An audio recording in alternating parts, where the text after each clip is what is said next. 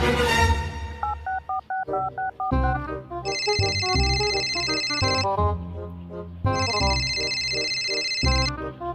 ma'am. Hello, Gandang hapon po. ano po kailangan nyo? Ako po yung nag-apply dyan sa construction company ninyo. Yes? I-inquire ko lang po sana kung ano po ang lagay ng application ko. Tanggap ba ako? Ano ba ang alam mong trabaho? May alam ka ba sa pagkakarpintero? Carpentero? Ay, hindi po.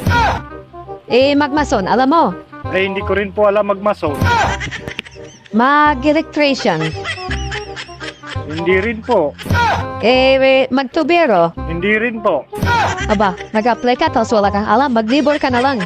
Ay, hindi po. Nakakapagod po kasi mag-labor eh. Paano masabi? Ganon.